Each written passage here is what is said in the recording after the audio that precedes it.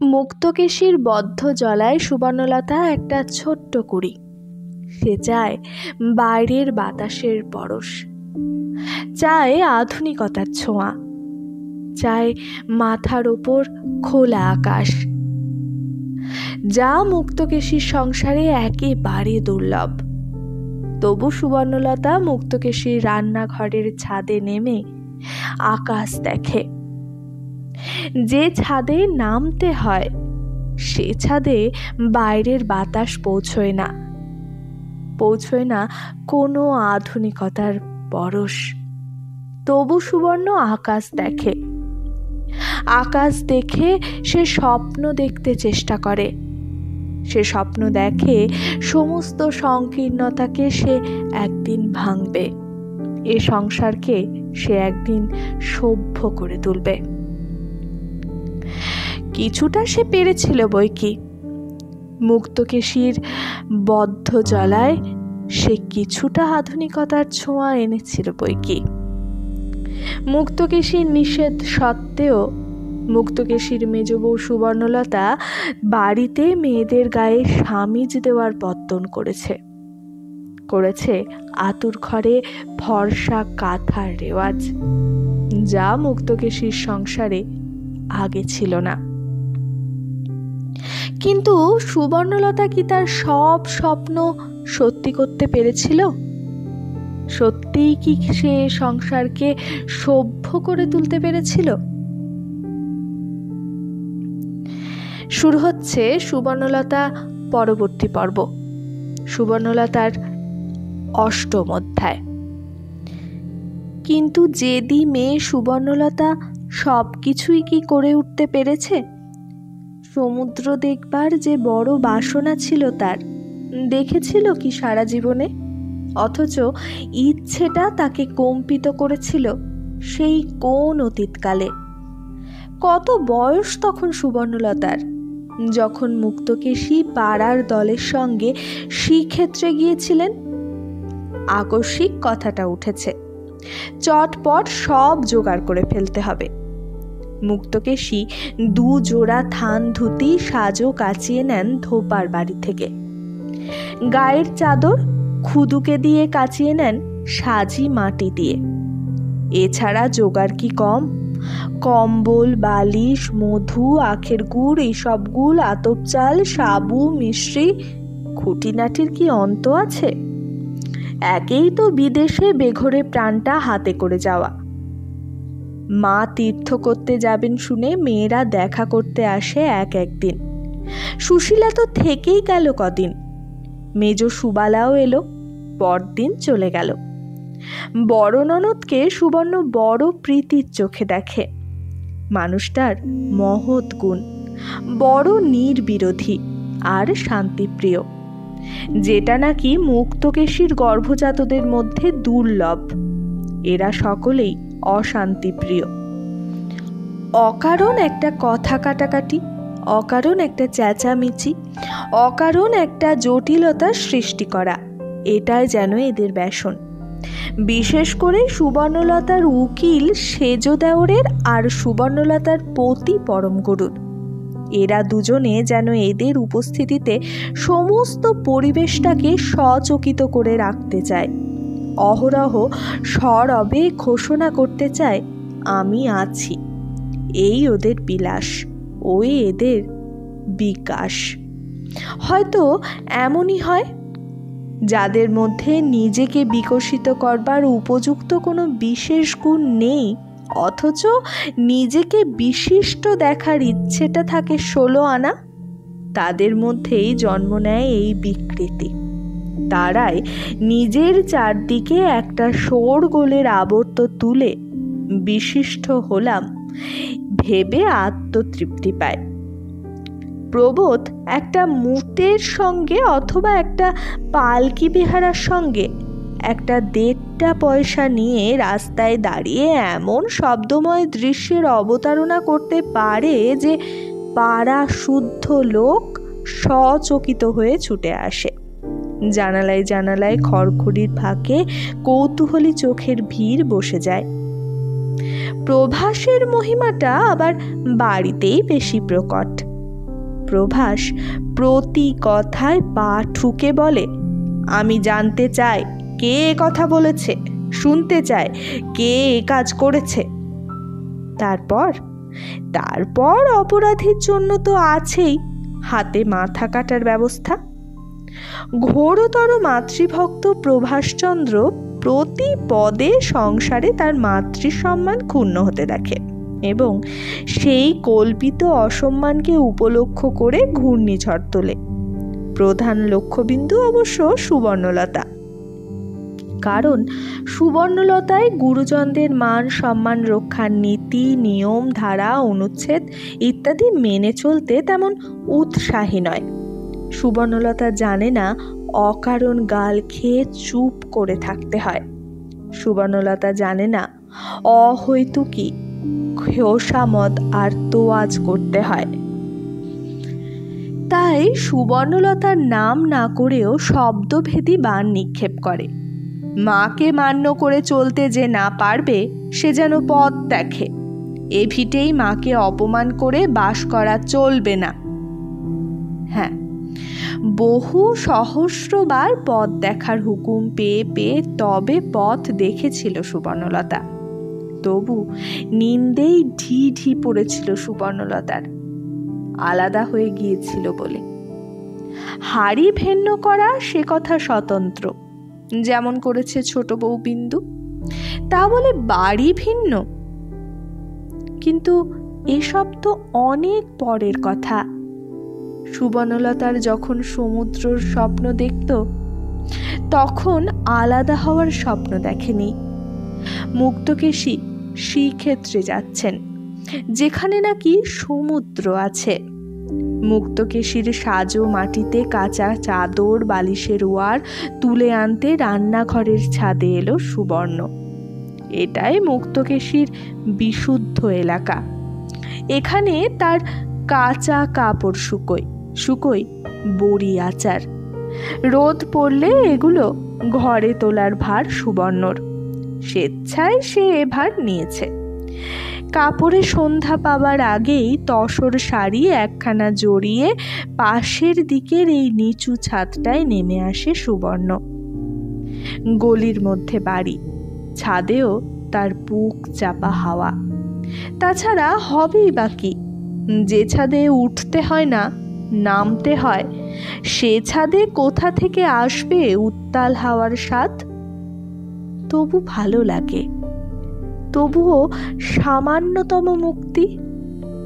ওপরে বাতাস না থাক, পায়ের তলায় ঘুঁটে আর কয়লার গুঁড়োর তৈরি গুলের ছড়াছড়ি থাক, তবু তো মাথার ওপর আকাশ আছে। কাপড় শুকোতে দেওয়া দড়িতে হাত দিয়ে চুপ করে দাঁড়িয়ে থাকে সুবর্ণ, এই এক টুকরো আকাশের দিকে তাকিয়ে। সমুদ্র কি ওই আকাশের মতো? না, তাতে নাকি ঢেউ আছে, তরঙ্গ আছে, গর্জন আছে। কি অপূর্ব সেই মহিমা! সুবর্ণলতার শাশুড়ি মুক্তকেশী সেই মহিমা দৃশ্য দেখবেন গিয়ে। কিন্তু মুক্তকেশীর মনের কাছে কি সেই সমুদ্রের মূল্য ধরা পড়বে? মুক্তকেশী তো কই একবারও বলছেন না সমুদ্র দর্শনে যাচ্ছি, বলছেন জগন্নাথ দর্শনে যাচ্ছি, বলছেন জগন্নাথ টেনেছেন। সুবর্ণলতাকে তো কই সমুদ্র টান দিচ্ছে না। সুবর্ণলতার আকুলতার চাইতে কি মুক্তকেশীর চিত্তের আকুলতা বেশি? নইলে 4 ধাম করে নিতে পেরেছেন তিনি, আবার দ্বিতীয়বার পুরী যাচ্ছেন রথযাত্রাকে উপলক্ষ করে। কেদার, বদ্রী, দ্বারকা, মথুরা, বৃন্দাবন কত কত জায়গায় গিয়েছেন মুক্তকেশী সুবর্ণর বিয়ের আগে পরে। পাড়ার মহিলাদের সঙ্গে ব্যবস্থা পাকা করে ফেলে এসে ছেলেদের একত্রে ডেকে বলেন, তোমরা 4 ভাই কে কি দেবে বলো। ছেলেদের মুখ শুকলেও মুখে হারে না, বলে, তোমার যা লাগে বলো মা। এবারেও বলেছে, তা এবারে টাকা একটু বেশি লাগবে। রথে যাওয়া, আটকে বাঁধতে হবে, পাণ্ডা পুজো করতে হবে, গুন্ডিচা বাড়ি ভোগ দিতে হবে। মুক্তকেশী জানতেন টাকা দিলে প্রবোধই দেবে, সুবোধের নেই বলে দিতে পারবে না, আর সেজো ছোট কিপটেমির জন্যে দিতে পারবে না। তা প্রবোধও কিছু কম কিপটে ছিল না, শুধু সুবর্ণর দাপটেই মুক্ত হস্ত হতে হয়েছে তাকে। প্রবোধের আজকাল উপার্জন বেশি, জাহাজ খাটায় মাল লেনদেনের কাজ, কাঁচা পয়সা, তাই দায়ে দইবে জামাই বাড়ির তত্ত্ব তল্লাশের ব্যাপারে প্রবোধই মায়ের ভরসা এখন। এই একটি কারণেই হয়তো এখনো পর্যন্ত সুবর্ণলতাকে মাথা মুড়িয়ে ঘোল ঢেলে বাড়ির বাইরে দূর করে দেননি মুক্তকেশী। টাকা কড়ির ব্যাপারে বউটা একেবারে উদোমাদা। আমার স্বামীর বেশি গেল বলে হাপসানো তো দূরের কথা, তোমার বেশি আছে তুমিই দাও বলে স্বামীকে উৎপীড়ন করে মারে। আর বউ তিনটে এক পয়সায় মরে বাঁচে। উমাশশী যে এত ভালো, পয়সার ব্যাপারে কোন জুসের রাজা। এই যে নিত্য গঙ্গা স্নান করেন মুক্তকেশী, খরচ কি নেই তাতে? গাড়ি পালকি না চড়ুন, ঠাকুর ধরে তো 2-4টে পয়সা দিতে হয়। ভিখিরি ফকিরকেও 1-8টা না দিলে চলে না। তাছাড়া গঙ্গার ঘাটের বাজার থেকে হলো বা 2টো ফল পাকড়, হলো বা 2টো মাটির পুতুল কেনা, এ তো আছেই। এ খরচ সুবর্ণলতায় হাতে গুজে দেয়, নিজে থেকেই দেয়। এবারেও যে প্রবোধ উদার গলায় বলেছিল, সবাইকে আর ওই সামান্যের জন্য বলবার কি আছে মা, তোমার আশীর্বাদে 100-2 টাকা আমি তোমাকে দিতে পারবো। সে ওই বউয়ের অন্তর্টিপুনিতে ছাড়া আর কিছু নয়। তবে মুক্তকেশী মর্যাদা খোয়াননি। মুক্তকেশী উদাসভাবে বলেছিলেন, সে তোমাদের যার যেমন ক্ষমতা, ভাইয়ে ভাইয়ে মোকাবিলা করো, আমি সবাইয়ের কাছে বলে খালাস। বউয়ের বদান্যতায় বিচলিত হবেন মুক্তকেশী এমন নয়। সুবর্ণলতা কাঁচা কাপড় তুলে নেমে আসছিল। সহসা বড় বউয়ের সেজো ছেলে গাবু এসে হাঁক পাড়ে, মেজখুড়ি, দিব্যি যে ছাদে এসে হাওয়া খাওয়া হচ্ছে, ওদিকে দেখো গে যাও, ঠাকুমা তোমার পিন্ডি চটকাচ্ছে। হ্যাঁ, এই ভাষাতেই কথা বলতে অভ্যস্ত ওরা, এই ভাষায় তো শুনছে অহরহ। সুবর্ণ ভুরু কুচকে বলে, কেন, হলোটা কি? হলো? 700 বার ডাকছেন, শোনোগে কেন? ও, 700 বার ডেকে সাড়া না পাওয়াটাই তাহলে অপরাধ, অতএব মারাত্মক কিছু নয়। সুবর্ণ তাড়াতাড়ি কাঁচা কাপড় যথাস্থানে রেখে এসে বলে, মা ডাকছিলেন? মুক্তকেশী গম্ভীর আর কঠোর কণ্ঠে বলেন, বসো। ঈষৎ ভয় পেয়ে চারিদিকে তাকিয়ে দেখে সুবর্ণ। পরিস্থিতিটা কেমন যেন ঘোরালো। আশেপাশে ভিড়, খুনের আসামির চারদিকে যেমন ভিড় বসে বিচার ফল শোনাবার আশায়, তেমনি দালানের দরজায়, রান্নাঘরের রোয়াকে, ভাড়ারের সামনে দাঁড়িয়ে তার 3 জা, তাদের ছেলেমেয়েরা। সুশীলা কোথায়? তিনি কি চলে গেছেন? কার সঙ্গে? মুক্তকেশী আগের সুরেই বলেন, তোমার সঙ্গে একটা হেস্তনেস্তর দরকার মেজ বৌমা। শোনো, কি বলেছ তুমি কেদারকে? সুবর্ণ শঙ্কিত হয়ে তাকায়। কেদারকে আবার কি বলবে সে? কেদারকে সে বলে পিতৃতুল্য ভালোবাসে। অবাক হয়ে বলে, কি বলেছি? কি বলেছ? আকাশ থেকে পড়ছ? বলি ক্ষেত্তরে যাবার কথা বলনি? ক্ষেত্তরে যাবার কথা? সুবর্ণর চোখের সামনের পর্দাটা সরে যায়। কেদারের কাছে বলেছিল বটে সে কথা, কিন্তু সেটা কি এতই দোষাবহ? তাই ঈষৎ সাহসের সঙ্গে বলে ফেলে সে, বলেছিলাম। সে কি আর সত্যি? কথার কথা। হ্যাঁ, তাই বলে সুবর্ণ, সে কি সত্যি? কথার কথা। কিন্তু সুবর্ণর কাছে সে যে কত বড় সত্য ছিল সে কথা সুবর্ণ জানত বই কি। সুবর্ণ সেই বলার পেছনে সমস্ত চিত্তকে উন্মুখ করে রেখেছিল। সুবর্ণ সমুদ্রের স্বপ্ন দেখেছিল। তাই সেদিন যেদিন কেদার এসেছিলেন শাশুড়ির তীর্থযাত্রার সংবাদে দেখা করতে, সুশীলা আগেই এসেছিল দেওরপোর সঙ্গে ঘোড়ার গাড়ি ভাড়া করে। কেদার সেদিন এসেছেন অফিস ফেরত। কই গো বাড়ির গিন্নিরা, কোথায় গো? দুয়ারে অতিথি এসেছে যে। এই পরিচিত কৌতুক বাক্যটি উচ্চারণ করে ঢুকেছিলেন কেদার। কাল না পরশু? কালই তো। ছোট বউ বিন্দু আগে ভাগে এসে মাথায় কাপড় টেনে রসিকতা করেছিল। কানকে আটকে রাখা হয়েছে বলেই বুঝি মাথাটি এসেছেন? বটে নাকি? কেদার দালানে পাতা চৌকিটার ওপর বসে পড়ে বলেন, ছোট গিন্নি যে আজকাল খুব ফাজিল হয়েছ দেখছি। ওহে মশাই, এ হতভাগ্যের প্রাণটাই যে এ বাড়িতে আটকে পড়ে থাকে জানো না? বিন্দু ঘোমটার মধ্যে থেকে টিপে টিপে হেসে বলে, জানি। জানো তো এক ছিলিম তামাক খাওয়াও দেখি। ছোট এই সালাজকে নাত বউয়ের সামিল মনে হয় কেদারনাথের। আচ্ছা, পাঠিয়ে দিচ্ছি। আপনার প্রাণের মহাজনের হাত দিয়েই পাঠাচ্ছি বলে চলে যায় বিন্দু। কেদারনাথ চেঁচিয়ে বলেন, কথাটা যে ছুঁড়ে মেরে গেলে ছোট গিন্নি, বলি মানেটা কি? মানে বুঝিয়ে দিচ্ছি বলে বিন্দু দোতলায় সুবর্ণলতার কাছে গিয়ে ভালো মানুষের মতো বলে, মেজদি, বট ঠাকুর জামাই তোমায় ডাকছেন। বট ঠাকুর জামাই?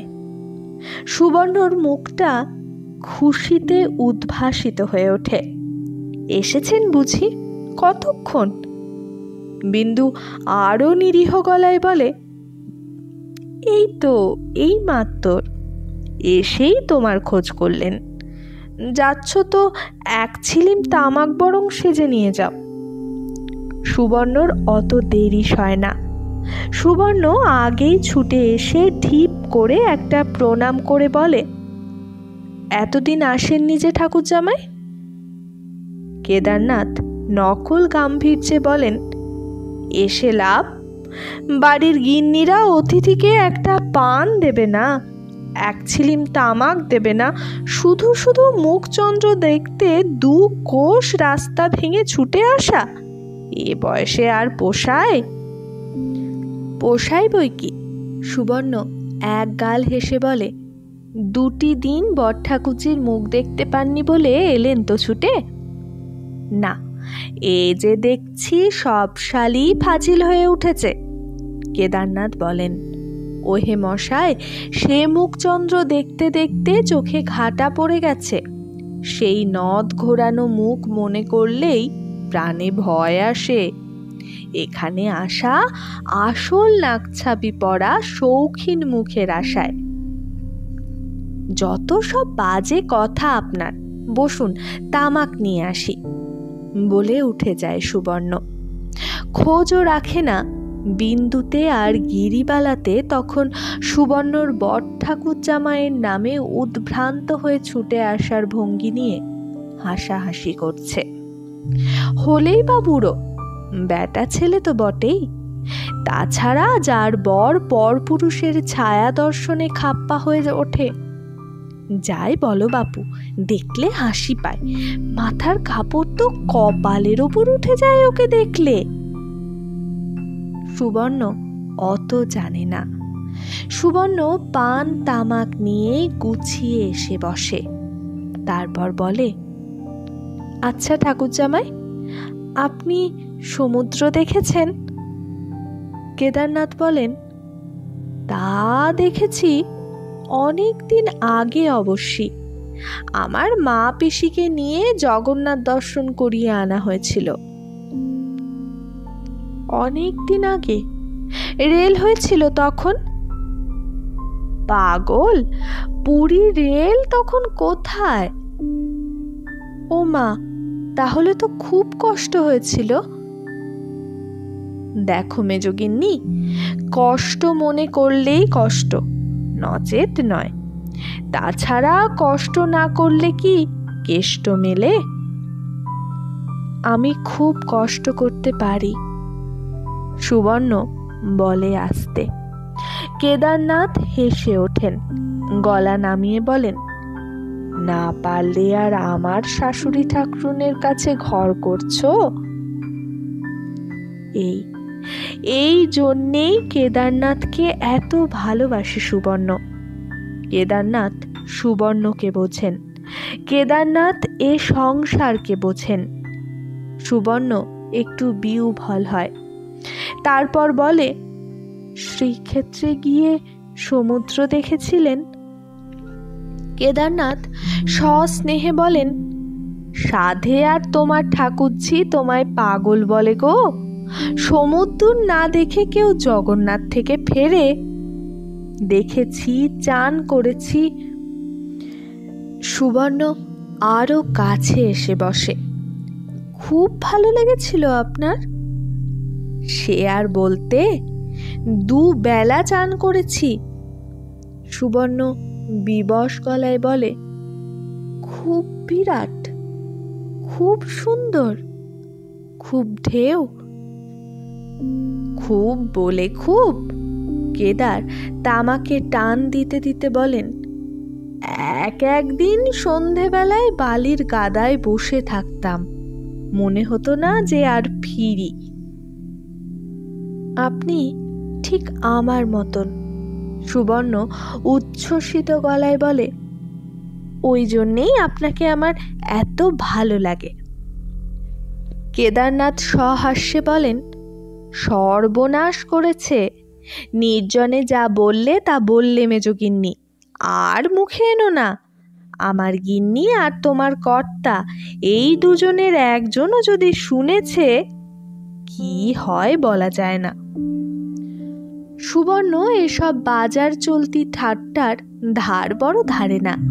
সুবর্ণ সতেজে বলে, ইস, কি হয়? আমি তো ঠাকুরজিকে ডেকে ডেকে বলি, আপনার বরের সঙ্গে আমার বিয়ে হলে খুব মিলত। না, এ একেবারে বদ্ধ পাগল। ও মেজকর্তা, ওহে ও মেজকর্তা, গিন্নির মর্মবার্তাটা শুনে যাও একবার হে। সুবর্ণ বলে, থাক, তাকে আর ডাকতে হবে না, তার সঙ্গে আমার জন্মেও মেলে না। কেদারনাথ ঈষৎ গাম্ভীর্যে বলেন, তা বললে কি চলে মেজগিন্নি? মিলিয়ে নিতে হয়। যা হয় না তা কিভাবে হবে বলুন? সুবর্ণ একেবারে সম্ভাবনার মূলেই কোপ দিয়ে বলে, ও কথা ছেড়ে দিন। আপনি আমার একটা উপকার করুন ঠাকুরজামাই। কেনা হয়ে থাকবো আপনার, মাকে বলুন আমাকে নিয়ে যেতে। কৌতুকপ্রিয় কেদারনাথ ওই কেনা হয়ে থাকার প্রসঙ্গে কিছু কৌতুক কথা আমদানি করতে যাচ্ছিলেন, কিন্তু সুবর্ণর আবেগে থরথর মুখ দেখে সামলে নিলেন। অবাক হয়ে বললেন, নিয়ে যেতে? কোথায় নিয়ে যেতে? পুরীতে। পুরীতে? তোমায় পুরী নিয়ে যাবেন আমার পূজনীয়া শাশুড়ি ঠাকুরুন? তাহলেই হয়েছে। শাশুড়ির সম্বন্ধে সমবয়সী জামাই কেদারনাথ এ ধরনের হাস্য পরিহাস করেই থাকেন। সুবর্ণ বলে, সে আমি জানি, তাই তো আপনাকে ধরেছি। আপনার দুটি পায়ে পড়ি ঠাকুরজামাই, বলুন একবার, আপনার কথায় না করতে পারবেন না।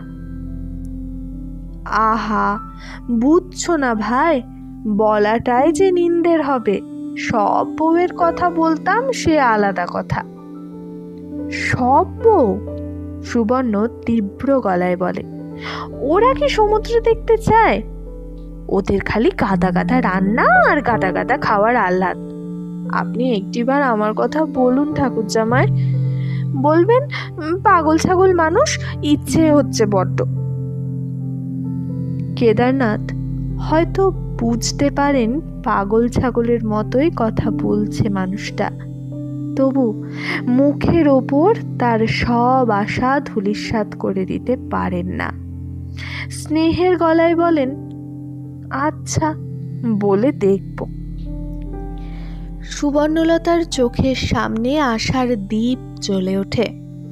সুবর্ণলতা আনন্দে ছলছল করতে করতে বলে, বলে দেখব নয়, এ আপনাকে করে দিতেই হবে ঠাকুর জামাই। সমুদ্র দেখতে বড় ইচ্ছে আমার। মনে হয় একবার সমুদ্র দেখতে পেলে বুঝি মরতেও দুঃখ নেই। এই দেখো পাগল, আচ্ছা আচ্ছা, বলে দেখব। অবোধ সুবর্ণলতা এই আশ্বাসের তেলটুকু দিয়ে আশার দীপ জেলে রাখে। সুবর্ণ মনে করে পুরীর টিকিট বুঝি কেনা হয়ে গেছে তার। সেই থেকে এই 24 ঘন্টা সময় সমুদ্রের স্বপ্নে ডুবে আছে সুবর্ণ। হঠাৎ যেন কে ওকে সেখান থেকে টেনে তুলে এনে পাথরে আছাড় মারল। মুক্তকেশীর দরবারে বিচার বসল, জেরা শুরু হলো। কি বলেছ তুমি কেদারকে? সুবর্ণ শঙ্কিত গলায় বলে, বলেছিলাম যেতে ইচ্ছে করে। শুধু ওই কথা বলেছ, বলনি বড় বউ, সেজ বউ, ছোট বউ গাদা গাদা খায়? সুবর্ণ অবাক হয়ে বলে, ও কথা আবার কখন বললাম? কেন, যখন ঠাকুর জামাইয়ের কোলের কাছে বসে আদর কাটানো হচ্ছিল? সাধে কি আর মেয়ে মানুষকে ঘোমটা দিয়ে অন্দরে রাখার রেওয়াজ মেজ বৌমা?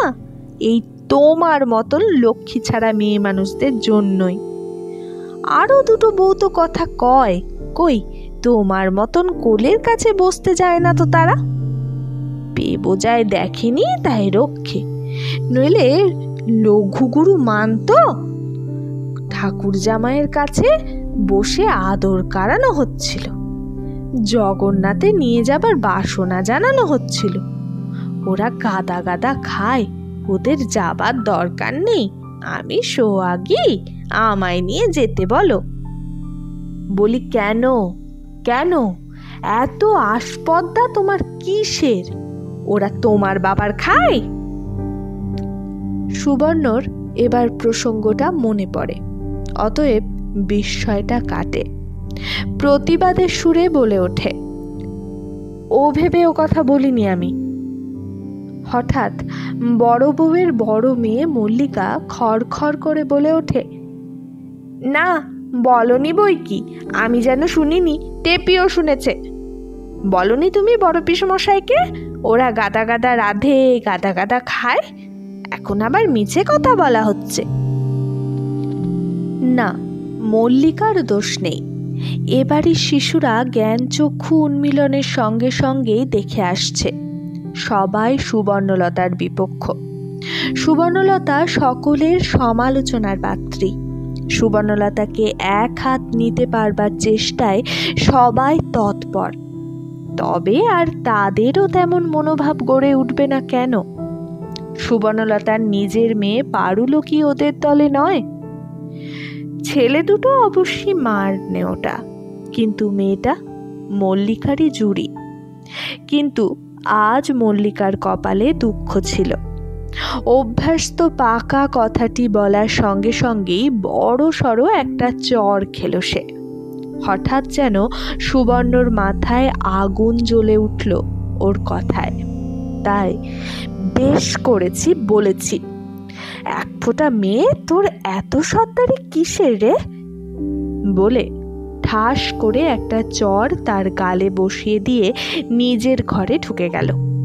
খেয়াল করল না তার বিচার সভা অসমাপ্ত কার্যভার নিয়ে স্তম্ভিত হয়ে তাকিয়ে রইল সেই গমন পথের দিকে। কিন্তু বিচার সভা কি তার কার্যভার শেষ না করে নিশ্চিন্ত হয়? মুলতুবি সভা আবার বসে না নতুন উদ্যমে?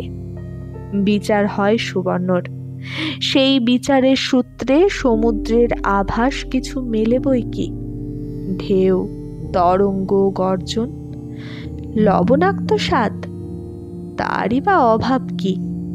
সেও তো মজুদ আছে অগাধ, অফুরন্ত, শুধু একবার বালু বেলায় আছড়ে পড়ার অপেক্ষায়। আচ্ছা, কেদারনাথ আর সুশীলা,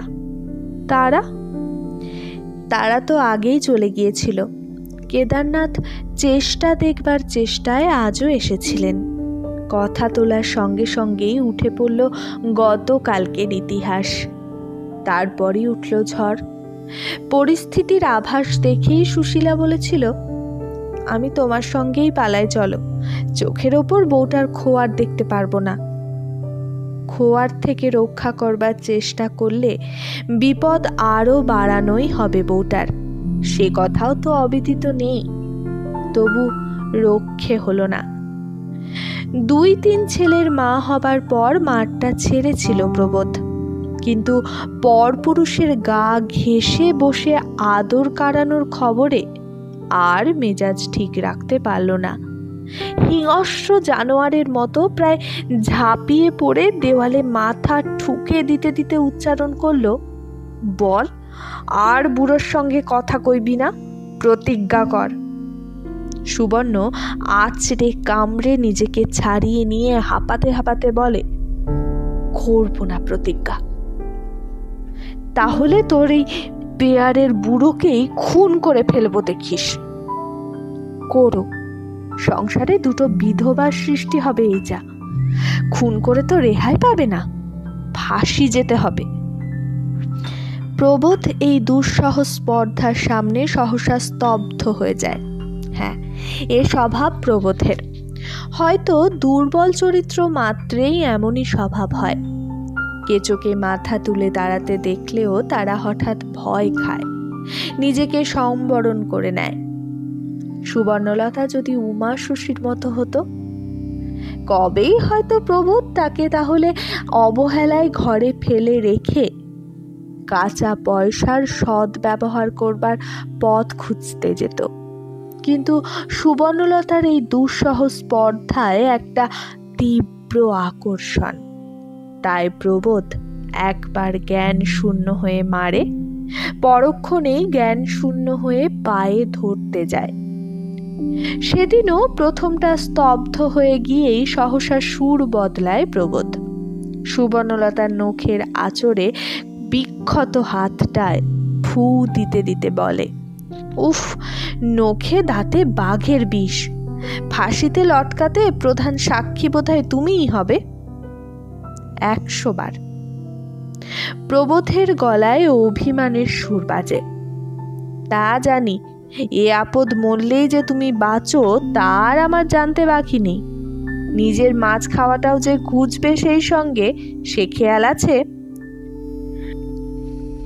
সুবর্ণলতা বিধ্বস্ত খোপাটা জড়িয়ে নিয়ে নিজের বালিশটা মাটিতে ফেলে শুয়ে পড়ে বলে, তোমাদের মতন খাওয়াটাই আমার কাছে চতুর্বর্গ নয়।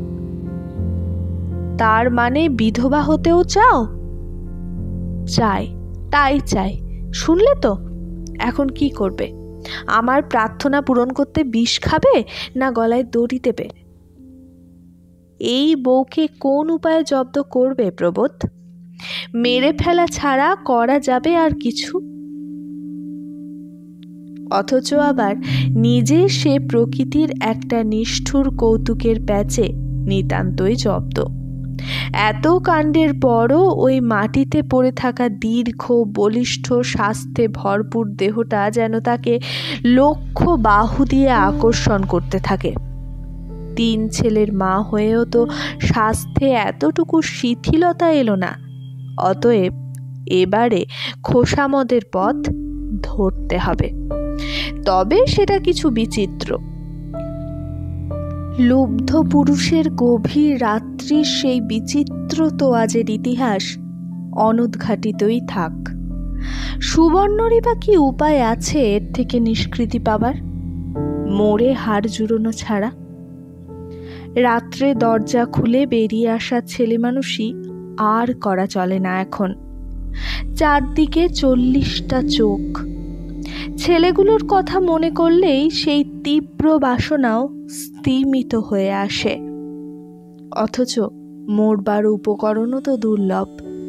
শাশুড়ির একটা বাতের মালিশের ওষুধ চুরি করে লুকোনো আছে বটে, কিন্তু খুব একটা আস্থা আসে না তার উপর। আর একবার কি লোক হাসাবে সুবর্ণ? মরতে গিয়ে না মরে কেলেঙ্কারি করবে? তার থেকে এই কথা বিশ্বাস করাই ভালো। সুবর্ণ আর কারো দিকে তাকালেই মাথার মধ্যে আগুন জ্বলে ওঠে প্রবোধের। হিতাহিত জ্ঞান থাকে না আর, তাই এমন কাণ্ড করে বসে।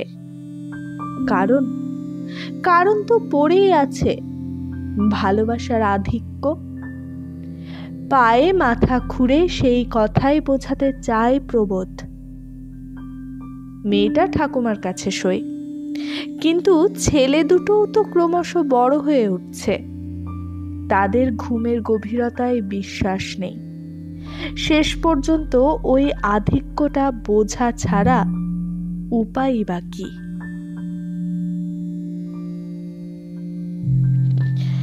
শুরু হচ্ছে সুবর্ণলতা নবম অধ্যায়।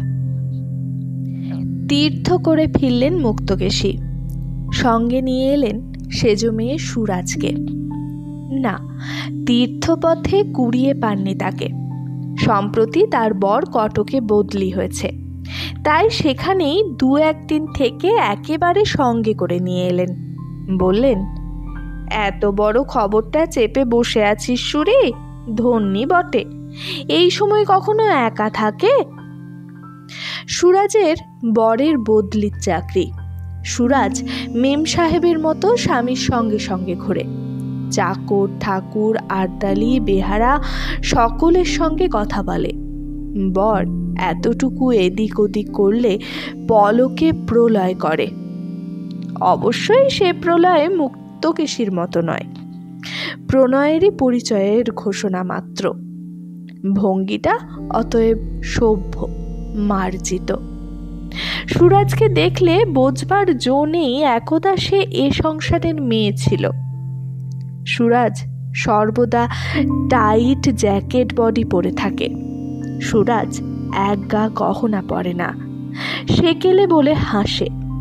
সুরাজ মাথায় সোনার চিরুনি দিয়ে খোপা বাঁধতে নারাজ। সুরাজ স্বামীর কর্মস্থলে জুতো পায়ে দেয়।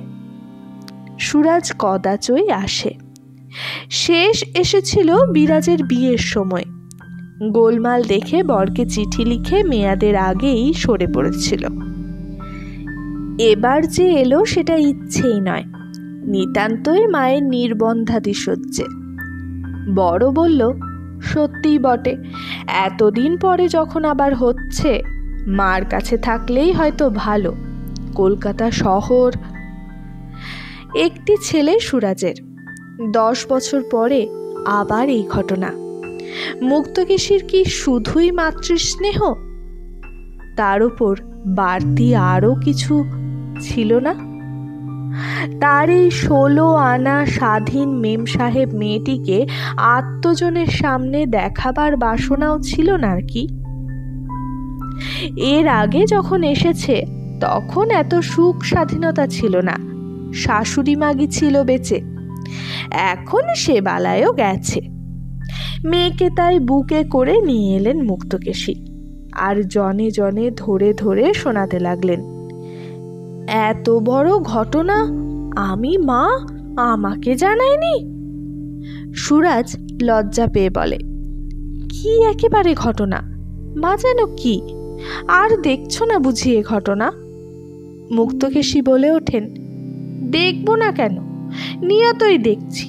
হাঁস মুরগির মতো রাত দিন প্যাক প্যাক করে বংশবৃদ্ধি হচ্ছে, দেখছি না তার সঙ্গে আর তোর তুলনা করিস না মা। সুরাজ লজ্জা পেয়ে চুপ করে, কিন্তু সুরাজ এ সংসারে হাঁপিয়ে ওঠে।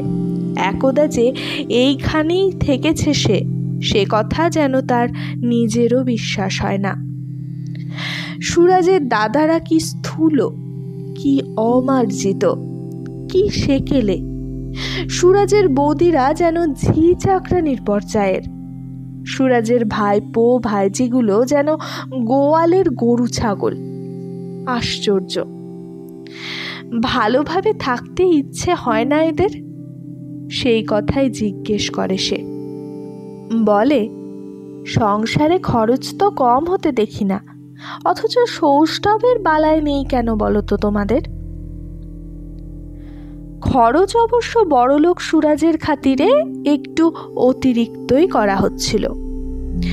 বিরাজ এক ধরনের বড়লোক, এ আর এক ধরনের। বিরাজের কাছে চক্ষু লজ্জা নেই, এর কাছে সেটা আছে। তবু লজ্জা কি বাঁচানো যাচ্ছে? লজ্জা যে চতুর্দিকে ছড়ানো। সুরাজ বলে, স্বামী ধমক দেবে আর তাই সইতে হবে কেন? দড়ি কি নেই জগতে? সুরাজ বলে, পড়ে মার খাও বলেই এত অত্যাচার তোমাদের ওপর। নিজের মানটি নিজে রাখতে হবে বাবা। সেজদাই বা হঠাৎ সংসারের দণ্ডমুণ্ডের কর্তা হলো কেন তাই বুঝি না। আর মেজদার ওই সন্দেহবাতিক সহ্য করো কি করে বলো তো মেজ বউ? ভেবে পায় না। ধোপার সামনে বেরিয়েছিল বলে তোমায় যাচ্ছে তাই করলো মেজদা? আমি তো দেখে হাঁ। আমি হলে কি করতাম জানো? ওকে দেখিয়ে দেখিয়ে রাস্তার লোকের সঙ্গে গল্প করতাম। সুবর্ণ এ ধরনের কথায় চুপ করেই থাকে। সুবর্ণ এই সহানুভূতির মধ্যে প্রচ্ছন্ন একটা অপমানের জ্বালা অনুভব করে। তা গিরিবালাও দণ্ডমুণ্ডের কর্তা প্রসঙ্গে জ্বালা অনুভব করছিল, তাই বলে ওঠে, তা তো করতে, তারপর ঠ্যাঙানিটা খেলে? সুরাজ ভুরু কুচকে বলে, ঠ্যাঙানি? তবে না তো কি, মেজ ঠাকুরের তো সে গুণে ঘাট নেই। নিজে পড়েছ শিবতুল্য মানুষের হাতে। সুরাজ সুবর্ণর মুখের দিকে তাকায়। সুরাজ ভয় পায়, তাই তাড়াতাড়ি বলে, আসল কথা কি জানো সেজ বউ? মাতৃনিন্দা মহা পাপ হলেও না বলে পারছি না। মার পৃষ্ঠ বলেই এতটা হতে পেরেছে। মাটি তো আমাদের সোজা নয়। পুরুষ একলা পড়লেই পরিবারের কাছে জব্দ। মা দাদা বোন ভাজ চারদিকের পৃষ্ঠ বলে এত বার বাড়ে তাদের। তোমাদের নন্দাইটি যে একলা পড়েছে কিনা তাই শিবতুল্য। তখনকার মতো রক্ষা হয়, কিন্তু মুক্তকেশী আবার আগুন জ্বালেন। হেমাঙ্গিনী এসেছেন সুরাজকে দেখতে। মুক্তকেশী হেসে হেসে গলা খুলে মেয়ের বাসার সুখ সমৃদ্ধির গল্প করেন বংশোদ্ভূত জামাইয়ের আনুগত্যের কাহিনী। সে কি বাড়ি, একেবারে সাহেব বাড়ি, বুঝলি হেমা? কোচ কেদারা টেবিল আরশি কত কেতা। সুরিও আমার বেড়ায় যেন মেয়ে, পায়ে জুতো মোজা বিলিটি ঢঙে কাপড় পরা। আর জামাইয়ের আমার হি হি কি বলবো অবস্থা যা। এত বড় একটা হোমরা চোমরা চাকুরে সুরির কাছে যেন চোরটি। সুরির কথায় উঠছে বসছে। সুরি চোখ রাঙালে চোখে অন্ধকার দেখছে। দূরে থেকে শুনি, চোখে তো দেখা হয়নি, দেখে বলবো কি চোখ যেন জুড়োলো। হঠাৎ এই জমাটি সভায় ছন্দপতন ঘটে। হঠাৎ সুবর্ণলতা কোন দিক থেকে যেন এসে প্রশ্ন করে, এসব দেখলে আপনার চোখ জুড়োই মা? মুক্তকেশী প্রথমটায় থতমত খান, তারপর কপাল কুঁচকে বলেন, কোন সব? এই যে পুরুষ মানুষ স্ত্রীর কথায় উঠছে বসছে, স্ত্রী চোখ রাঙালে চোখে অন্ধকার দেখছে, তাছাড়া কোচ, কেদারা, টেবিল, আরশি।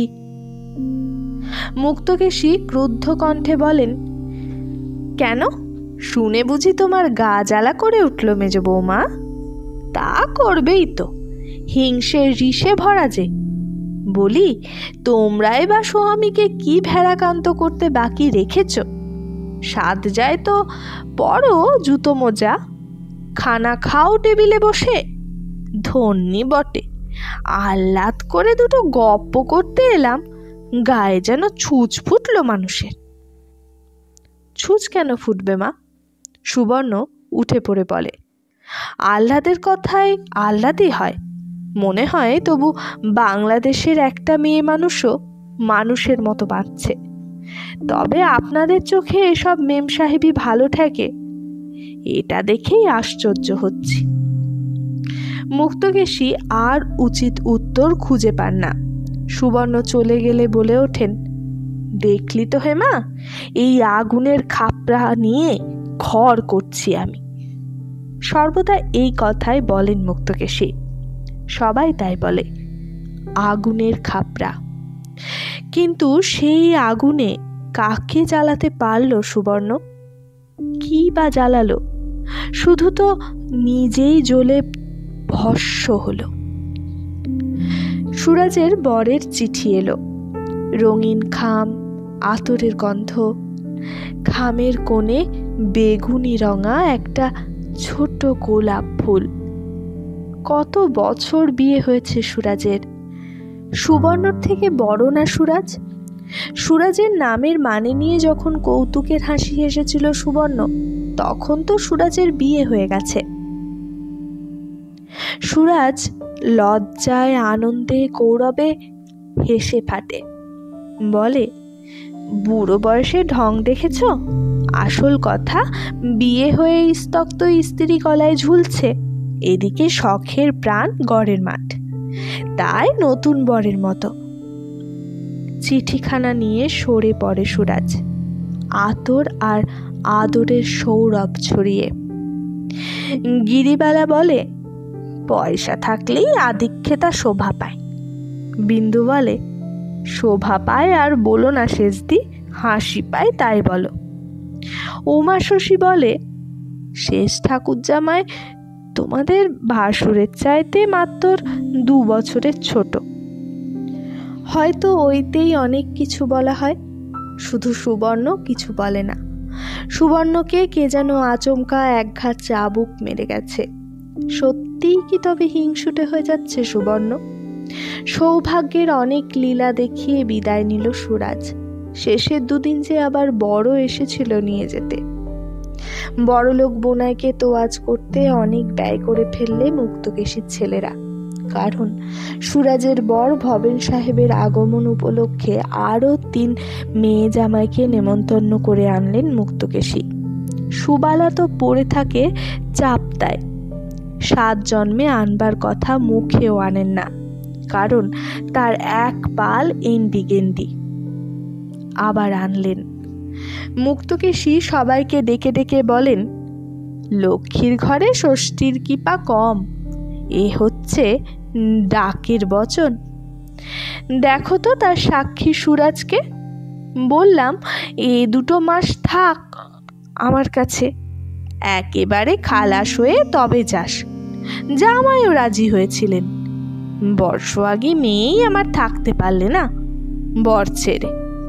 সুরাজ চুপি চুপি সুবর্ণকে বলে, মোটেই তো আর নয় বাবা, মায়ের এই দাপটের বহরেই থাকবার বাসনা আমার মিটে গেছে।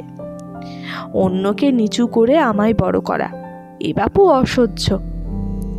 তা এই অসহ্যটুকু শেষ পর্যন্তই করতে হয় সুরাজকে। ভবেনকে নিয়ে আধিক্যেতার বাড়াবাড়ি করলেন মুক্তকেশী।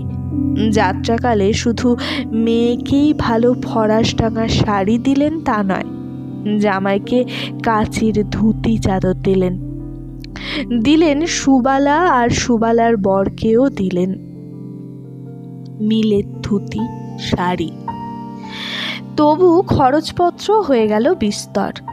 হাওড়া স্টেশনে যেতে ফিটন ভাড়াটা পর্যন্ত জোর করে দিয়ে দিলেন সুরাজকে, মিষ্টির হাড়ি দিলেন সঙ্গে, আর শেষ অবধি হয়তো হাঁপ ছেড়েই বাঁচলেন।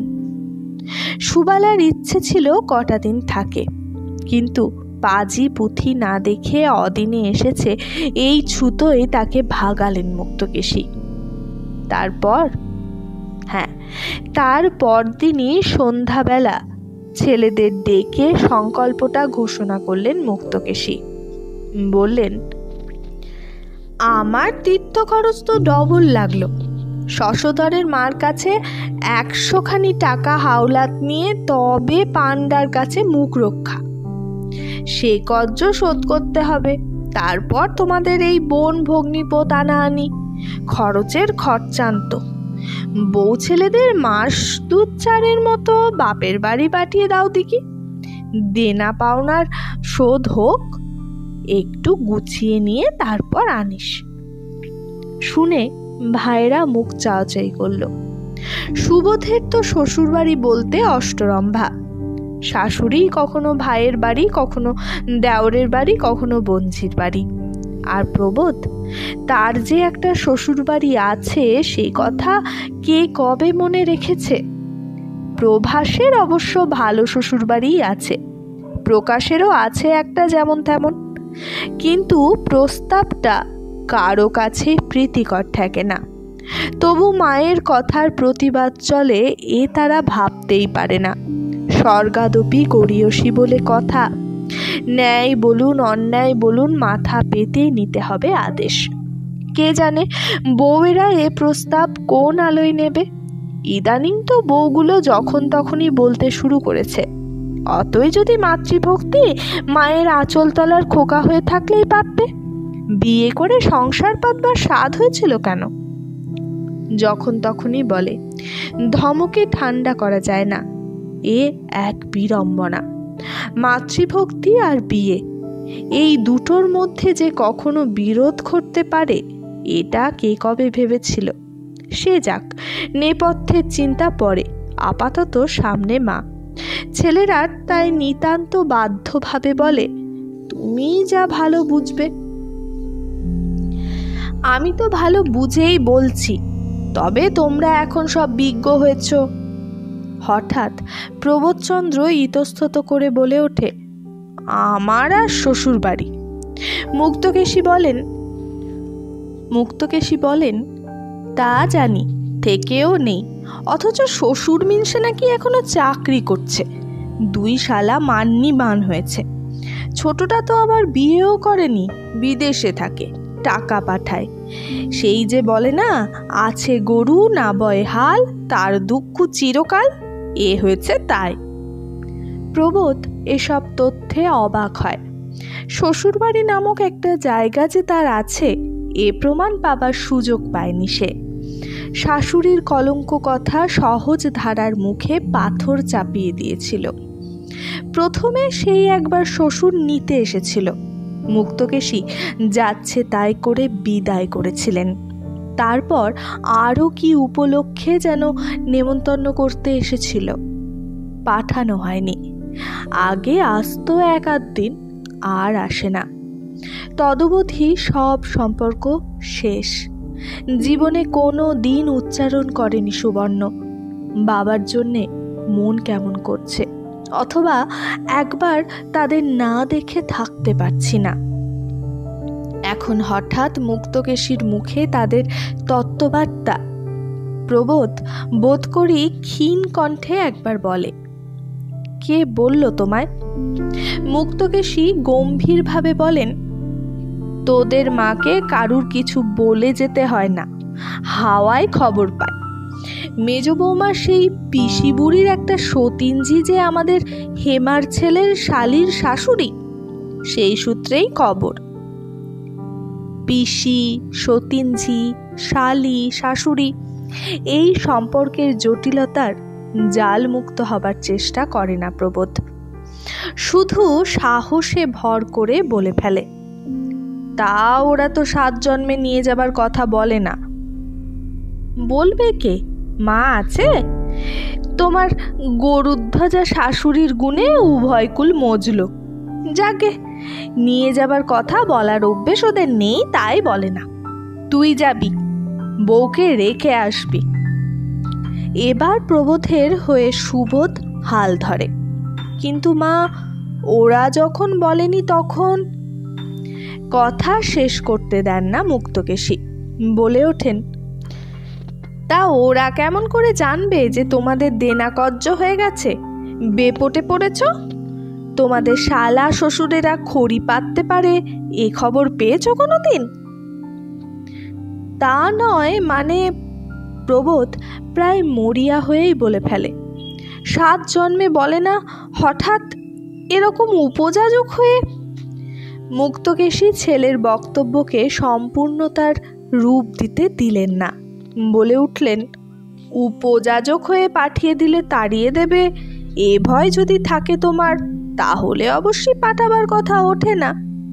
তবে চিরকাল জানি বিয়েওয়ালা মেয়ে আরাধনা সামগ্রী, বাপের বাড়ি গেলে বাপ ভাই মাথায় করে রাখে। তবে তাই হবে, বলে ছেলেরা তখনকার মতো রণে ভঙ্গ দেয়। কারণ অনুভব তো করছে নেপথ্যে জোড়া 3 কান উৎকর্ণ হয়ে আছে।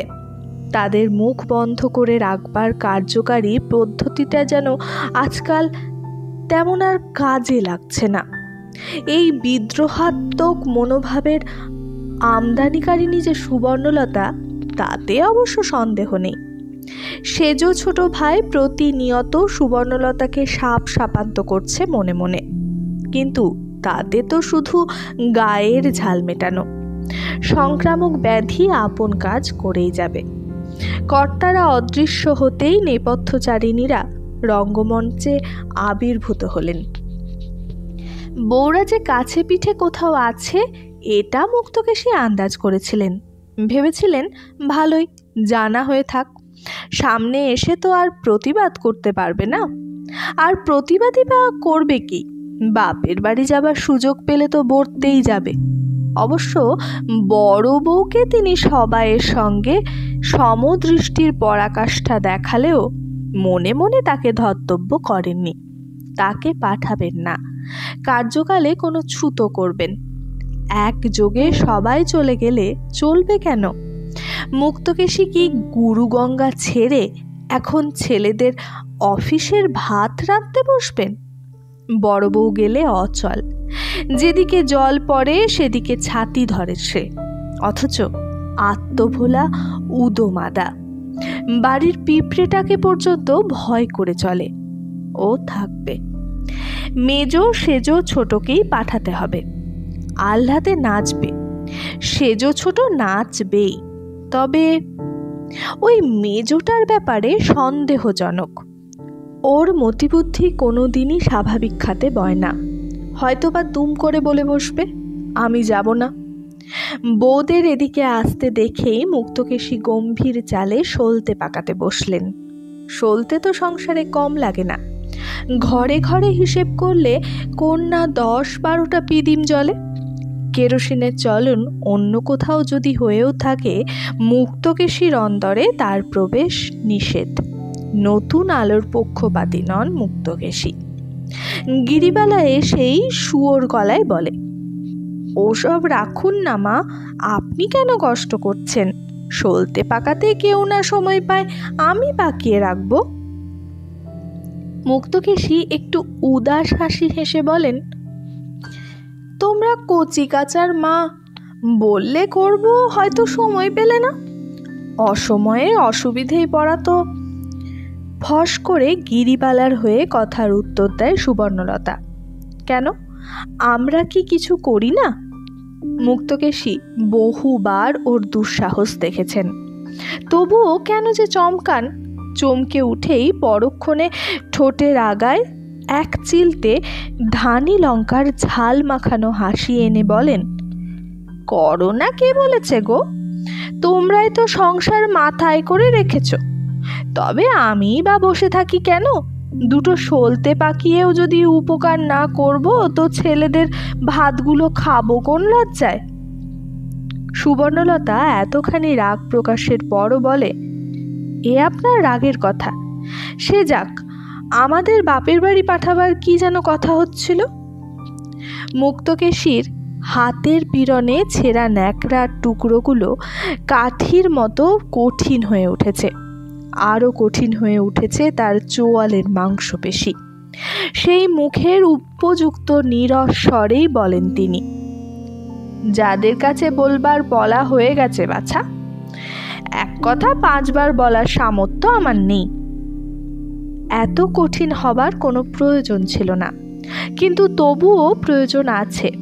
ওটাই তো আশ্রয়, ওটাই পা রাখবার জায়গা। নইলে কি আর সংসার পর্বতের চূড়োর ওপর প্রতিষ্ঠিত থাকা যায়? ভয় দেখিয়েই সবাইকে পদানত করে রাখা। ভয় ভাঙা হলে চূড়ো থেকে গড়িয়ে পড়ে যেতে হবে কিনা কে জানে। ভক্তির প্রশ্ন নিয়ে মাথা ঘামান না মুক্তকেশী, ভালোবাসার তো নয়। তার মতে এই ভালো। শনি দেবতার পুজোয় উপাচারে ত্রুটি করবার সাহস কারো হবে না। কঠিন মুখে সলতেই পাকাতে থাকেন মুক্তকেশী। জলজ্জান্ত মানুষগুলো যে দাঁড়িয়ে আছে সে সম্পর্কে যেন চেতনাই নেই। জানেন, এই মুখের সামনে সুবর্ণলতারও কথা বলবার সাহস হবে না। সাহস হবে না অবশ্য বকুনির ভয়ে নয়, মানহানির ভয়ে। কথা বললে যদি সে কথার উত্তর না দেন মুক্তকেশী, সে অপমান যেন সুবর্ণলতার মরণ তুল্য। সে কথা জানেন মুক্তকেশী। সে মরণ দিতে চানও মাঝে মাঝে, কিন্তু তার নিজের বাকযন্ত্রই বিশ্বাসঘাতকতা করে না বলে থাকতে পারেন না তিনি। বিন্দু আর গিরিবালা অনেকক্ষণ অপেক্ষা করলো বাপের বাড়ি যাবার প্রস্তাবটা পাকা করার জন্যে। কে বলতে পারে আবার মেজাজ ঘুরে যায় কিনা গিন্নির। নিজেই তো মুক্তকেশী সব সময় বউদের বাপের বাড়ি যাওয়ার প্রতিবন্ধকতা করেন। এবারই বেড়ালের ভাগ্যে শিকে ছিঁড়েছে। এবারই মুক্তকেশী সুর বদলেছেন। এমন সুযোগ আবার না ফসকে যায়। ওরা তাই অনেকক্ষণ অপেক্ষা করলো কথা পাকা করতে, কিন্তু আপাতত সুবিধে হলো না। চলে গেল আস্তে আস্তে, চলে গেল সুবর্ণলতাও। কিন্তু সে কি আস্তে আস্তে? সে কি আশার আশায়? কিন্তু উল্টো পাল্টা সুবর্ণলতা সম্পর্কে যে ভেবেছিলেন মুক্তকেশী তাই হলো। সুবর্ণ ঠিকরে এসে বলল, আমি যাব না। প্রবোধ অবশ্য এ আশঙ্কা করেছিল এবং মনে মনে কণ্টকিতও হচ্ছিল। তবু মুখে অবহেলা দেখিয়ে বলল, কেন যাবে না? কেন যাব কেন সেটাই শুনতে চায়। প্রবোধ কড়া হবার চেষ্টা করে বলে, ঘটা করে শোনবার কি আছে? একদা একটা কিছু ঘটেছে বলে চিরদিনের জন্য কুটুম্বের সঙ্গে বিরোধ রাখাই কি বুঝি মহত্ব? মহত্ব করতে তো চাইছে না কেউ। প্রবোধ তীব্র স্বরে বলে, মা চাইছেন, মা মহত্বের বশে সেটা মিটোতে চাইছেন। আমি চাই না। তোমার বাপ ভাইয়ের সঙ্গে ভাঙা সম্পর্ক জোড়া লাগাতে চাইছো না তুমি? না। নমস্কার, খুঁড়ে খুঁড়ে নমস্কার তোমার। সুবর্ণ অন্যদিকে চেয়ে বলে, সে তো করছই, রাত দিনই করছো, নতুন নয়। প্রবোধ গলাটা নরম করে কার্যোদ্ধার করার চেষ্টা করে। মার কানে এই কথা কাটাকাটির আভাস গেলে তো আর রক্ষা নেই। অবশ্য মায়ের এই আকস্মিক খেয়ালটার কারণ সে বুঝতে পারছে না এবং এই খেয়ালে বিপন্নই হচ্ছে। ধারণা করতে পারছে না এ হচ্ছে নির্বুদ্ধির ঢেকি নামধারিণী হেমাঙ্গিনীর। হ্যাঁ, হেমাঙ্গিনীই বলেছে, ওই দজ্জাল পরিবারকে তো তোর বেবো মাথায় করে নাচে, বলি সদা সর্বদা অত দাপট সয়ে থাকিস কি করে? বউ তো এক দড়ি। মুক্তকেশী বলেছিলেন, কি করব বল, অসহ্য হলে বেটার বউকে লোকে বাপের বাড়ি পাঠিয়ে দেয়। আমার তো ওর বেলায় সেসব সুখ হবার জো নেই। সদা সর্বদাই বুকের ওপর আগুনের মালসা নিয়ে বসে আছি। হেমাঙ্গিনী তখন এই পরামর্শ দিয়েছিল, বিরোধ মিটিয়ে ফেল, জিদ নিয়ে কি ধুয়ে জল খাবি? আর সত্যি তো, তোর বেয়ানমাগি কুচরিত্রির নয়, কাশিতে আছে, শুনি নাকি ডাঁটের ওপর আছে, বাপের পয়সা খায় না, খোট্টাদের ছেলে মেয়েকে বাংলায় ইংরেজি পড়িয়ে মাইনে নেয়, সেই পয়সায় চালায়। তুই বাবু তোর মেজ বউয়ের বাপের বাড়িটাকে এবার জাতে তোল, তুইও দুদিন হাফ ছেড়ে বাঁচ, মহারানীও দুদিন বাপ ভাইয়ের ওপর দাপুট করে আসুক।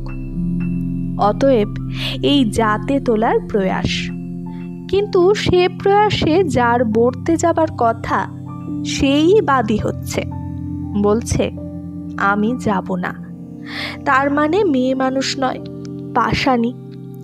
প্রবোধকে অতএব অবাক হয়ে বলতে হয়, আশ্চর্য। সুবর্ণ তীক্ষ্ণ গলায় বলে, ও, এইটুকুতেই আশ্চর্য হচ্ছ তুমি? তা হতে পারো, তোমাদের অসাধ্য কাজ নেই। তাই ভাবছি, এত বছর বিয়ে হয়েছে, বাপ ভাইয়ের চেহারা কেমন তা ভুলে গেছি। এখন উপযাজক হয়ে বউ পৌঁছে দিয়ে আসতে মাথা কাটা যাবে না তোমাদের? মাথা যে একেবারেই কাটা যাচ্ছিল না তা নয়, তবু আর একজন যে প্রত্যক্ষ হাতে মাথা কাটবার জন্যে খাড়া সানিয়ে বসে, সে ভয়ের তুল্য ভয় আছে। তাই প্রবোধকে উদার সাজতে হয়, বলতে হয়, মায়ের মতিবুদ্ধিতে এতদিন তো কষ্ট পেলে, এখন বাপ বুড়ো হয়েছেন, কবে আছেন কবে নেই, যাওয়া আসাটা বজায় করাই তো ভালো। তোমাদের ভালোর সঙ্গে আমার ভালো মেলে না, সুবর্ণ উদ্ধতভাবে বলে। মোট কথা, আমি যাব না। প্রবোধ হাসির চেষ্টা করে বলে, যাব না বললে আর চলছে কোথা? হাইকোর্টের হুকুম যে বেরিয়ে গেছে। সুবর্ণলতা এক মুহূর্ত স্তব্ধ থেকে বলে, আমি যদি সে হুকুম না মানি? যদি না মানি? মার হুকুম তুমি মানবে না? ন্যায্য হুকুম হলে অবশ্যই মানব, অন্যায্য হুকুম হলে নয়। প্রবোধ রূঢ় গলায় বলে, মার ন্যায্য অন্যায্যের বিচার করবে তুমি? করব না কেন? মানুষ হয়ে যখন জন্মেছি, ভগবান যখন চোখ কান মন বুদ্ধি দিয়েছে। এ কথায় প্রবোধ রীতিমতো ক্রুদ্ধ হয়, বলে, মানুষ হয়ে জন্মেছ, তাই প্রতি পদে গুরুজনদের ব্যাখ্যানা করবে কেমন? পায়ে মাথায় এক হয় না, বুঝলে? তোমাদের সঙ্গে তর্ক করবার বাসনা আমার নেই, তবে তোমার মাকে বলে দাওগে, এতকাল পরে হঠাৎ বাপের বাড়ি আমি যাব না। প্রবোধ আরো ক্রুদ্ধ গলায় বলে, ইচ্ছে হয় নিজে গিয়ে বলোগে, আমি বলতে পারবো না। আশ্চর্য, এমন বেহায়া মেয়ে মানুষ কখনো দেখিনি। কত ভাগ্যে যদি মার মত হলো। দোহাই তোমার, ভাগ্যের কথাটা থামাও। বেশ, অত ভাগ্যের ভার বইবার ক্ষমতা আমার নেই, তাই ধরে নাও। মনে পড়ে পিসি একদিন চিঠি লিখেছিল, বাবা শক্ত অসুখ, সে চিঠি তোমরা ছিঁড়ে ফেলেছিলে। মনে পড়ে ছোটদা একবার দাদার মেয়ের অন্নপ্রাশনে নেমন্তন্ন করতে এসেছিল, তোমরা তাকে আমার সঙ্গে দেখা করতে দাওনি, দূর দূর করে তাড়িয়ে দিয়েছিলে। প্রবোধ সদর্বে বলে, তার রাগের ক্ষেত্রে মানুষ অমন করেই থাকে। রাগের ক্ষেত্রটা হঠাৎ শ্রীক্ষেত্র হয়ে যাচ্ছে কি জন্যে সেটাই জানতে চাইছি। প্রবোধ হঠাৎ একটা অসতর্ক উক্তি করে বসে, বলে ফেলে, আমি বলিনি বাবা, আমার ইচ্ছেও ছিল না, মার হুকুম, তাই কি করব। সুবর্ণলতা একবার স্বামীর আপাদমস্তক দেখে নিয়ে বলে, ঠিক, আমি হুকুম রদ করিয়ে আনছি। খবরদার মেজ বউ। প্রবোধ হা হা করে ওঠে, ইচ্ছে করে আগুন খেতে যেও না, জেনে শুনে সাপের গর্তে হাত দিও না। সাপের বিষেই তো জর্জর হয়ে আছি, এর থেকে আর বেশি কি হবে? বলে সুবর্ণলতা ঘর থেকে বেরিয়ে যায়। নিরুপায় প্রবোধচন্দ্র ঘরের মধ্যে পায়চারি করতে থাকে। সাহস হয় না দালানে বার হতে। কি জানি কি সর্বনাশ ঘটাতে গেল সুবর্ণলতা। হ্যাঁ, তখনও এ ভয় ছিল। তখনও বহুবিধ সর্বনাশ ঘটিয়ে ঘটিয়ে ঘাটা পড়ায়নি সুবর্ণ।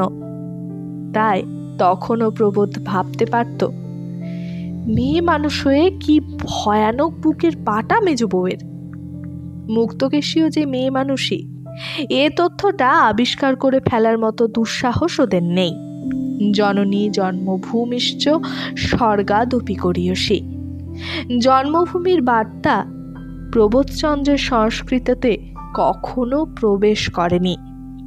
ওরা শুধু একজনকেই জানে, জানে তার ইচ্ছে আইন, তার আদেশই অলঙ্ঘ হবে না।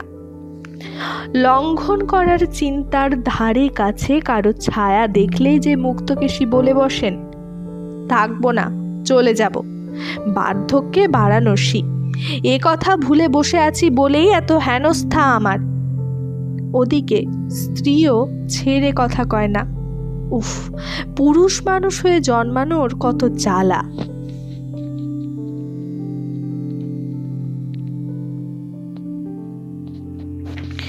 কতক্ষণ পর যেন চমক ভাঙল ভাইজি মল্লিকার ডাকে। মল্লিকা উচ্চ চিৎকারে হাঁক দিয়েছে, মেজো কাকা জলদি, ঠাকুমা ডাকে। আমাকে? আমাকে কেন? মল্লিকা খড়খড় করে বলে, তা জানি না, মেজো কাকি গিয়ে ঠাকুমাকে 7 কথা শুনিয়ে দিয়েছে, তাই বোধহয়। প্রবোধ কাতর গলায় বলে, মল্লিকা লক্ষ্মী মা আমার, বলগে মেজো কাকা বাড়ি নেই। বাহ, বললেই অমনি হলো, এই মাত্র আরু তোমায় দেখে গেল না? তবে যা বলগে এই মাত্র কল ঘরে ঢুকেছে। আমি বাবা মিথ্যে তিথ্যে বলতে পারবো না, ইচ্ছে হয় যাবে, না হয় যাবে না বলে ধর্মপুত্রের মহিলা সংস্করণ মল্লিকা ধর্মের মহিমা বিকীর্ণ করে চলে যায়। মনে হয় একটা গিন্নি। অগত্যায় যেতে হয় প্রবোধকে বলির পাঠার গতিভঙ্গি নিয়ে। মুক্তকেশী ছেলেকে দেখে জলদ গম্ভীরে বলেন, বাবা প্রবোধ, মুখ্য মেয়ে মানুষ, একটা অসঙ্গত কথা না হয় বলেই ফেলেছি, ঘাট মানছি তার জন্যে, কিন্তু অপরাধের শাস্তি দিতে নিজে তুমি ধরে 7 ঘা জুতো মারলে না কেন আমায়? বউকে দিয়ে এই অপমানটা করানোর চাইতে সে অনেক ভালো ছিল। মা! প্রবোধচন্দ্র প্রায় আছড়ে মায়ের পায়ের কাছে পড়ে বলে, মা, তোমাকে অপমান করার সাহস যার হয়েছে, জুতো তারই খাওয়া উচিত। কোথায় সে? এখনই একটা হেস্তনেস্ত হয়ে যাক। মুক্তকেশী অবশ্যই একটু প্রীত হন, নচেত তুমি ছেড়ে তুই ধরতেন না। বলেন, থাম পেব, বীরত্বের বড়াই আর করিস নে। এদিকে তো বউয়ের ভয়ে কেঁচো হয়ে গুটিয়ে থাকিস। পুরুষের হিম্মত যদি থাকতো তোর বউ এমন দুঃসাহস হয়ে উঠত না। প্রবোধচন্দ্র জননীর এই ধিক্কার বাক্যে সহসা দুঃশাসন শাসন ভীম মূর্তি ধারণ করে হুঙ্কার দিয়ে বলে ওঠে, মল্লিকা, ডেকে আন তোর মেজো কাকিকে, সোজায় না আসে চুল ধরে নিয়ে আয়। মুক্তকেশীর কুলিশ কোঠরে ওষ্ঠাধরের ফাঁকে বোধ হয় ক্ষীণ একটু হাসির আভাস দেখা যায়, কিন্তু সেটুকু দমন করে ফেলে বলেন, থাক বাছা, কেলেঙ্কারিতে আর কাজ নেই, যে যেমন আছে থাক। আমাকে তোমরা আজই কাশি পাঠিয়ে দেবার ব্যবস্থা করো। ব্যাটার বউয়ের হাতে লাথি খেয়ে সংসার কামড়ে পড়ে থাকবার প্রবৃত্তি আমার নেই। কিন্তু মুক্তকেশীর কথা শেষ হতে না হতেই ঘরের মধ্যে কি কেউ বোমা দাগালো? না হলে সবাই অমন চমকে উঠল কেন? বোমা না হলেও বোমার মতোই শক্তিশালী, মৃদু অথচ তীক্ষ্ণ একটা প্রতিবাদ। অপমান আমি কাউকে করিনি, কথার জোরে নয়কে হয় করলে কি করব? বলল এই কথা সুবর্ণলতা। বরের সামনে, বড় বড় দেওরদের সামনে স্পষ্ট গলায় শাশুড়ির কথার প্রতিবাদ করল। বজ্রাহত ভাবটা কাটলে মুক্তকেশী একটু তিক্ত হাসি হেসে বলেন, এরপরও আর তোমরা আমায় এ সংসারে থাকতে বলো বাবা, না হয় আমি তোমাদের শাখা চুরি পরা মা নয়, তবু মা তো। বড় বউ হঠাৎ যেন ঘুমন্ত বাঘ গর্জন করে উঠল, বড় বউ, বড় বউ। চিৎকারে বাড়ি থরথরিয়ে ওঠে। দোষ করেছে মেজ বউ, ডাক কেন বড় বউকে? কেউ বুঝতে পারে না, সবাই থরথর করে। বড় বউ তো মেজ দেওরের সঙ্গে কথাও কয় না, তথাপি এই ডাকের পর বসেও থাকতে পারে না। রণস্থলে হাজির হয় ঘোমটা দিয়ে কাঁপতে কাঁপতে। প্রবোধচন্দ্র উত্তেজিতভাবে বলে, বড় বউ, তোমাদের মেজ বউকে বলো মার পায়ে ধরে ক্ষমা চাক। ওহ, তাই তাই বড় বউ। মায়ের সামনে সরাসরি স্ত্রীকে সম্বোধন করা চলে না, তাই বড় বউকে মাধ্যম করা। অবশ্য আশা ছিল বড় বউকে আর কষ্ট স্বীকার করতে হবে না, এই হুকুমই যথেষ্ট। কিন্তু আশ্চর্য কাণ্ড, এত বড় তর্জনের পরও কাঠের পুতুলের মতো দাঁড়িয়ে রইল সুবর্ণলতা। বড় বউ, ওর ঘাড় ধরে ক্ষমা চাওয়াও। উমা শশী কাছে এসে মৃদু স্বরে বলে, সঙ্গের মতন দাঁড়িয়ে রইলি কেন মেজ বউ, যা মাপ চা। সুবর্ণলতা মুখ তুলে উমা শশীর দিকে তাকালো, আর সে দৃষ্টিতে উমা শশী যেন হিম হয়ে গেল। শাশুড়ির চোখের অনেক ভয়াবহ দৃষ্টি দেখার অভ্যাস তার আছে, এমন চাউনি কখনো দেখেনি। এ কি, সুবর্ণলতা কি পাগল হয়ে গেল? এ যে স্পষ্ট পাগলের চোখ। সেই চোখ তুলে সুবর্ণলতা তীব্র স্বরে বলে, কেন মাপ চাইব কেন? উমা শশী বলে, চাইলেই তো সব গোল মিটে যায় রে ভাই, বল বল রক্ষিটি, মা যা বলেছি না বুঝে বলেছি। কিন্তু উমা শশীদের হিসেব মতো গোল মেটাতে পারলে তো পৃথিবীটাই সমতল হয়ে যেত, তা হয় না। সুবর্ণলতার মুখ দিয়ে সে কথা বার কখনো করা যায় না। সুবর্ণলতা বলে, না বুঝে তো বলিনি, বুঝেই বলেছি। হ্যাঁ, বুঝেই বলেছে সুবর্ণ শাশুড়িকে। বাবার সঙ্গে সম্পর্ক তুলে দিয়ে রাখা হয়েছে। বাবা যখন উদ্দেশ করেছিল তখন দূর করে খেদিয়ে দেওয়া হয়েছে, আর এখন নিজের সংসারে ভাতের আকাল হয়েছে বলে ঠেলে পাঠিয়ে দেওয়া হচ্ছে। খুব তো মানের বড়াই, কাকে মান বলে কাকে অপমান বলে সে জ্ঞান নেই বলেছিল, আবার এখন বলছে না বুঝে বলিনি। অবাক হয়ে গিয়েছিল বাড়ির প্রতিটি সদস্য, এমনকি সুবোধ।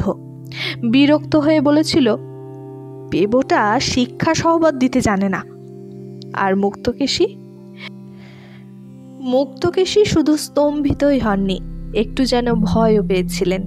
একটা ভয়াবহ ভবিষ্যৎ যেন দাঁত খিচিয়ে উকি মারছে তার জীবনের সীমানা প্রাচীরের ওধার থেকে, পড়বে বুঝি লাফিয়ে।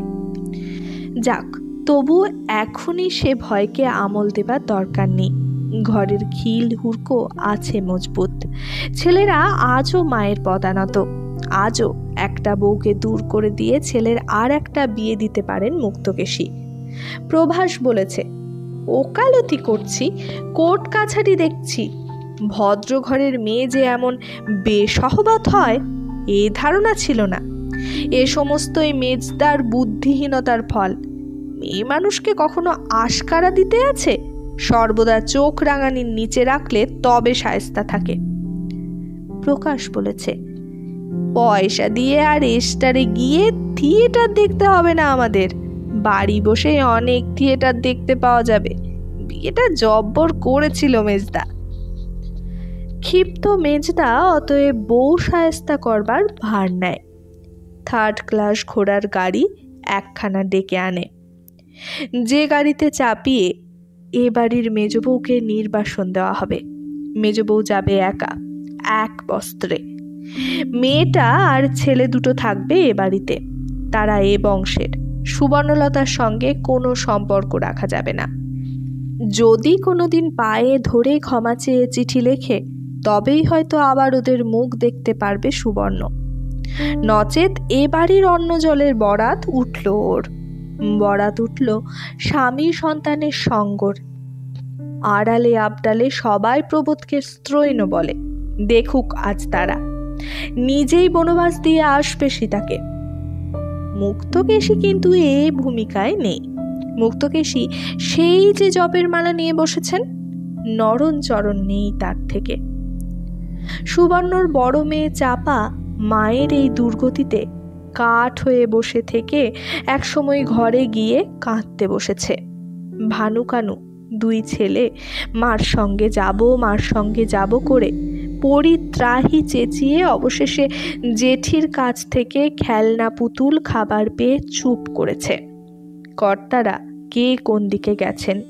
গিন্নিরা আরধ্য কাজের ভার আবার হাতে তুলে নিয়েছেন। মুক্তকেশী নির্বিকার। প্রবোধের কাজটা তার সমর্থন পেল কি পেল না, তাও বুঝতে পারে না প্রবোধ। এর চাইতে যদি মুক্তকেশী গলা খুলে বলতেন, বেশ করেছে প্রবোধ, এত বড় জাহাবাজ মেয়ে তিনি ভারতে দেখেননি, অনেক আহ্লাদের ব্যাপার হতো। এটা কি হলো? লাঠিটা ভাঙল, সাপটা মরল না, বউ বিতাড়িত হলো, মা প্রসন্ন হলেন না। নিজেকে স্ত্রৈণ অববাদ থেকে মুক্ত করতে মুক্তকেশীর বীর পুরুষ মেজ ছেলে প্রবোধচন্দ্র তার স্ত্রী সুবর্ণলতাকে বাপের বাড়ি পাঠিয়ে দেওয়ার সিদ্ধান্ত নেয়। সত্যি, এর চাইতে বীরত্বের কাজ আর কি বা আছে?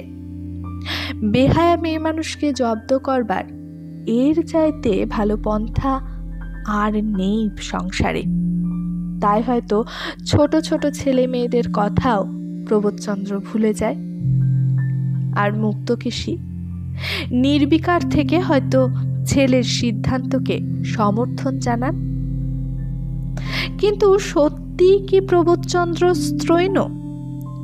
গভীর রাত্রে সুবর্ণলতাকে কি সে স্ত্রৈণতার নিদর্শনই দেখায়, নাকি পুরুষত্বের নিদর্শন, নাকি এ দুটোর কোনোটি নয়? থাক, সে প্রশ্নের উত্তর না হয় তোলা থাক। সত্যি কি প্রবোধচন্দ্র আর মুক্তকেশী সুবর্ণলতাকে চিরতরে ত্যাগ দিতে পেরেছিলেন? সত্যি কি সুবর্ণলতা মুক্তকেশীর এই বদ্ধ জলার সংসারকে চিরতরে বিদায় জানাতে পেরেছিল? আজকের মতো এতটুকুই। আগামী সপ্তাহে, আগামী রবিবার আমি আবার পরবর্তী অংশ নিয়ে আপনাদের কাছে আসব। ভালো থাকবেন, সুস্থ থাকবেন। সেই পর্বে আমরা জানব সুবর্ণলতার পরবর্তী জীবন সংগ্রাম কেমন ছিল।